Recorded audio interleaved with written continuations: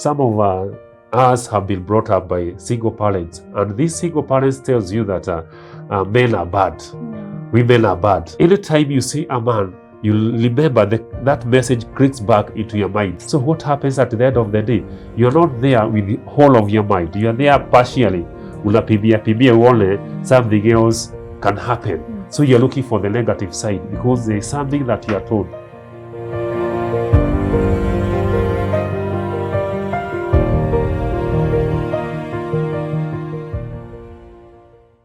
Hello everyone, welcome to today's show. We are glad that you're keeping it Tuesdays on Decoding the Process, and we welcome you here every Tuesday. And today is a special day because we are discussing something that matters to us all. And of course, we all, and most of us who watch these shows belong to the 21st century, and we ask ourselves so many questions. Why don't you tune in and stay tuned to the end? And you will get to hear what we have for you. Before we proceed, I want to welcome somebody who's joined us today, a very amazing person who has wisdom stored for you guys. Karibu sana, Mr. Samuel. Thank you, mother. Yes, you can tell us more about yourself. Yes, I'm Samuel Gagawajiro. A professional, I'm a counseling psychologist, currently working with the Revelation Counseling Center. He's based in Juja. And it's amazing. Being here once again. It's not my first time. I've been here a number of times, and I'm happy for hosting me here. Yes, he's a familiar face, and I can tell the more you come, that means there's something he has for this generation. Thank you so much, Samuel. Today is going to be a very good day, as we've said, and we're going to be talking about why relationships are basically not working in this 21st century. There's so many things happening, and we can see very clearly that people are doubting the fact that relationships can work. And we really want to understand why. As you view, may you continue even sharing with us and even asking the questions we need to hear so that we can handle these topics well. Therefore, karibu sana, Mr. Samuel. Asante. You can now continue. Thank you. You see, mother, when you talk of relationship, you're talking of people who are connected. So a relationship, people must be connected. And the reason as to why relationships fail is that there is a disconnect. There is something which is not flowing. It's like when there is, when there is blackout, it shows that the current is not flowing. It means the same case when the relationship fails, there's something which is not flowing and is supposed to be, which is not flowing and is supposed to be flowing in that relationship. So we ask ourselves, why is it that in our current generation, relationships are failing? This is an area which is broad, and your relationship may fail because of reason A, but another relationship fail because of reason B, because the reasons are not all the same across, but in some areas you may find that there are similarities as a reason as to why relationships are failing. For example, look at our current situation. People are so much in social media. Looking at what is happening. Somebody posts a photo that there is Zanzibar, others in Seychelles, out for holiday.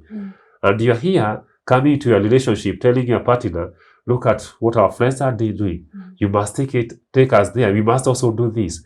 So social media is also participating and also increasing the reasons as to why relationships are failing. Yeah, and of course, because social media only shows the best that people can offer, a total whole mask, and people think that is how relationships should be. So when you have an issue in your own relationship, you begin thinking this is not right because I see a friend of mine posting how good they normally are, and we forget they might even be posting that na labda wamekosana and I'm posting ndio amrudie. So you never know. You're judging things based on the face value, and there's a reality in the ground just because you see things on social media. Yes, because look at a scenario. Somebody can post 10 years old photo.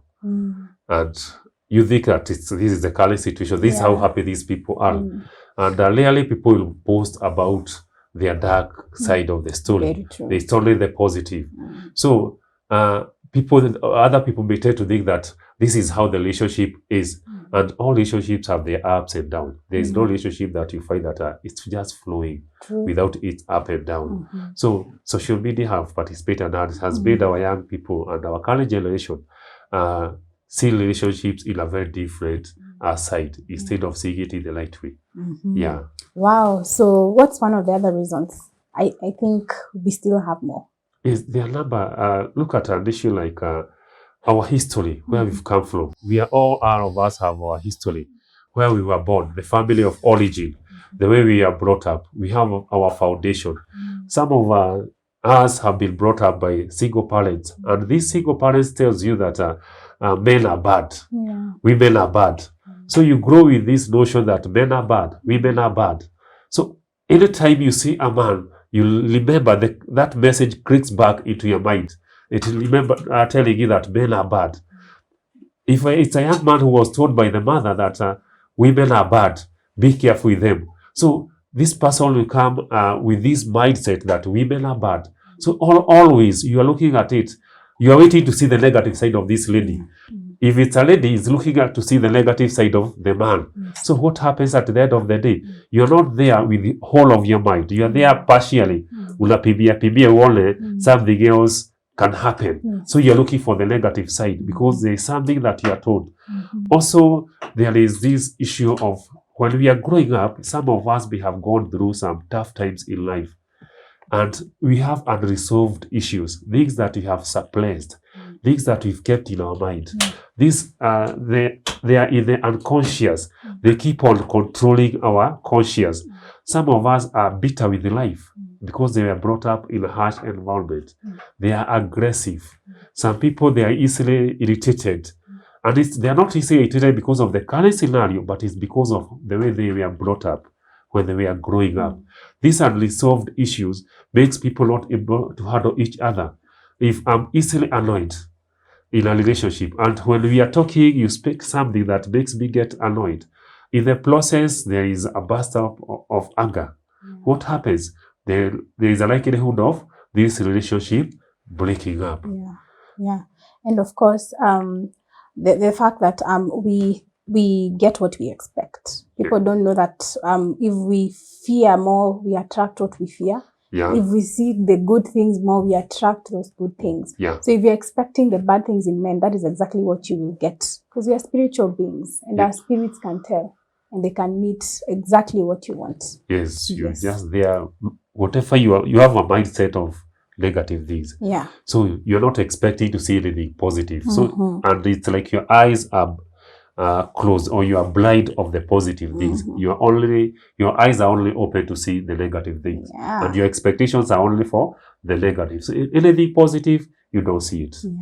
So I want us to talk about understanding the love language of your partner. I mean, do people nowadays think, or rather see through the fact that there is how your partner needs to be loved, and they really don't want to respond that way?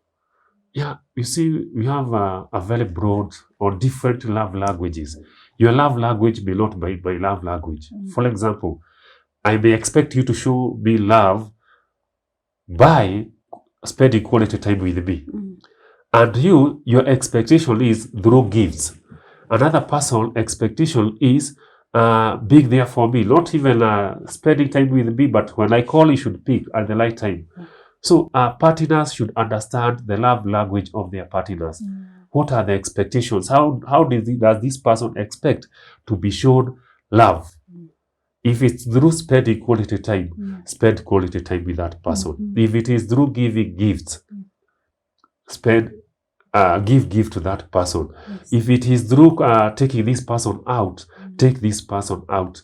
If you understand the love language of your partner, it becomes very easy for you to treat that person, or to show that sign, or to show that love that this person wants. But most of the people, they don't understand the love language of their partner, because they find themselves in relationship, even themselves not knowing that they are in a relationship.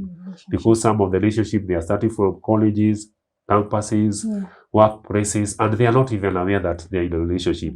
It's because they are finding themselves in a certain situation, and they think that they are in a relationship. And of course, I'm realizing that the fact, we need to grow from emotional to intentional love, because the love language comes in there. We think emotions will help us run through every season, but there are times emotions are no longer there because of the season of your life, and of course, because of the level of intimacy, maybe you two have come to grow into each other. So you no longer feel the fiery emotions. So if you have the intentional love, the fact that you understand this is what and how my spouse feels loved. And I will make it intentional for me to communicate love through the language they understand, not just through how I know love is. That's the only way you get to connect. Like you said earlier, the current keeps flowing for the connection to remain. Yeah. So I want us to talk about priorities. And of course, now that we are all career oriented, not only men, women are also in the career world. Yeah. I mean, how is it hard for even the 21st century to of course settle when it comes to that? Look, when you talk of priorities, is that you find that some people have set priorities in development, career, others maybe in the marriage. There's somebody who has said that I'll only start a relationship when I have achieved A, B, C, and D. For example, you say that I'll not go into a relationship before I get my master's degree. And there are challenges to acquire that master's degree. That's why you find that somebody will go up to late 30s before this person gets into a relationship. And this relation, it does not mean that if you're in a relationship, you cannot pursue your career.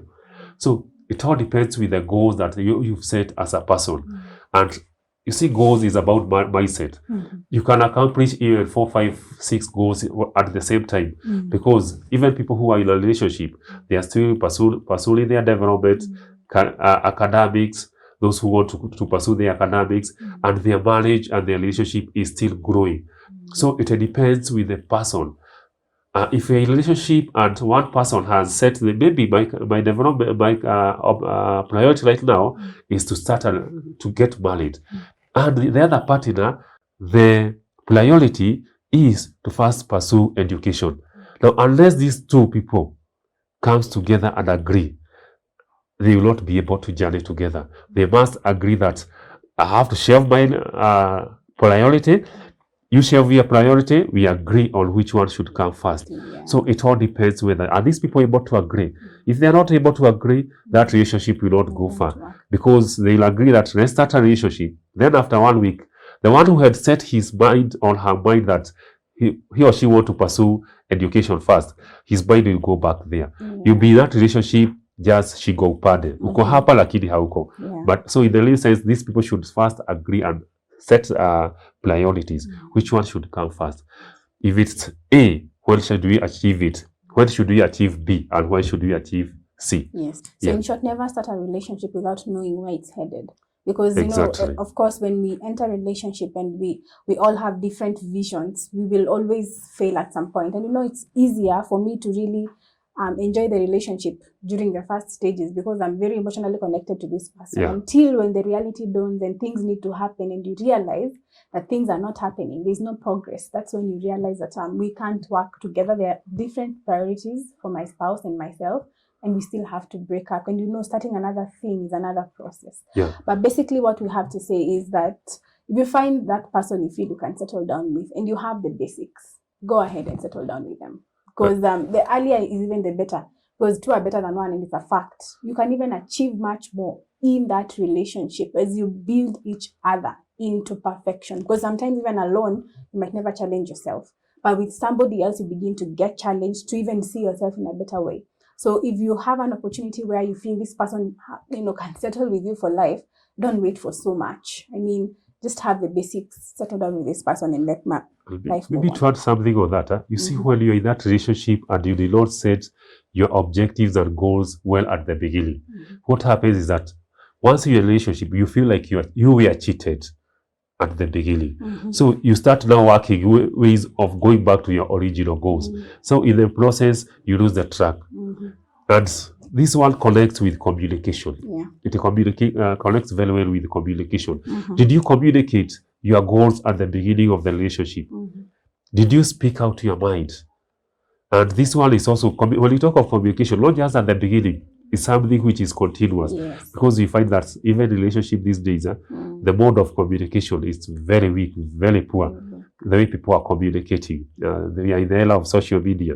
You are talking with your partner and you are just chatting. And you see, when you, like what we are doing, you can read my body language. You can understand my emotions, my feeling. Is there any word that you say that I felt pain? But when you are communicating via the text and all that, there is a lot of loss of track. You lose the track of communication. There are some people who have even the tendency of what we call triangulation. You communicate through the third person. You form a triangle. You tell your friend that, tell my partner A, B, C, and D. So the information is distorted by the time it reaches the third person. So communication also in a relationship is very, very important. Speak your mind. Let the other person knows how you feel, the way you want things done. Don't just assume that this person should learn. Maybe what you are seeing, the other person is blind, cannot see it. Yeah. Well, that's very important. I mean, he's handled it so well, and I believe communication is key. So I want us to, I mean, time is not on our side, but of course, this has been very, very enlightening. I want us to talk about one last thing. Nowadays, there's a lot of comparison. People don't really realize the unique nature of myself, and of course, when I enter a relationship between me and my spouse, we begin saying that, you see, those ones are better than us. Why are they building houses yet we are not doing anything? Why are they investing and we haven't started doing anything? You know, all those things that we think that are good. Why are they going out on every weekend as we only go once a month? You know, how can you demystify the word? I mean, comparison. You see, mother, just like identical twins, they are unique. They are born of the same mother and the same father, but they are unique. Similarly, each relationship has its uniqueness. And unfortunately, people are not understanding that you may be of the same age, you may even get married the same second, the same minute, but when it comes to your relationship, it is very different from the other. And at the same time is that the way you are doing your things, the other people may not be doing their things the same way. People should stop comparing relationships. Work on your own relationship. Look at how is your relationship founded? What are your strengths? What are the weaknesses? Look at them. Work on your strengths. Improve on your strengths as you work on your weaknesses. Look at your relationship as a unique. When you compare, the other people may be endowed, maybe coming from the very good background. Their parents may be very able, so they are supporting them. Maybe the other relationship, they have good job, they are stable. Maybe your relationship, may have the same job, but you have some loans. The other relationship, they don't have loans. So they may be able to do things and you are not able to do. So people should understand their relationship and work on it from their strengths, their weaknesses, and realize their goals together. But when they compare their relationships, they will never get a solution to their challenges. So they should always look at it from the angle that this is our relationship, let's build it, and without comparing with the other. So basically being self-aware of your relationship, your spouse and yourself, and the journey that you have. It's totally different from what they are doing. And of course, understanding that some of these things people are doing, you never know the season in which yours will bloom. So you be comfortable with your life, and of course, the more you compare, the more you see cracks you're not meant to actually see most of the time. You begin not to see the glory in what you have, you know, the good in what you have because of a lot of comparison. Therefore, it's very important to be contented with what you have. Sure. There's so much. I'd love you to just give a parting shot on anything and a summary of this, even as we conclude, and of course, any additions that you have, so we can, of course, communicate to these people. Is to our young generation and the current generation. In the 21st century, relationships can still work. And relationships, they are working. In fact, the ones that are working are more than the ones that are failing. It's all about work on your relationship. Don't look at the others. Don't think of how others have succeeded. Ask yourself, what am we going to do to make our relationship work? And at the same time, remember, communication is key in any relationship, whether it's father, mother, children, or as long as you're human beings, you must communicate. And with good communication, setting your goals clear, and with a lot of trust, a relationship will work. Wow. I mean, you guys should be ready to start proposing. Relationships work.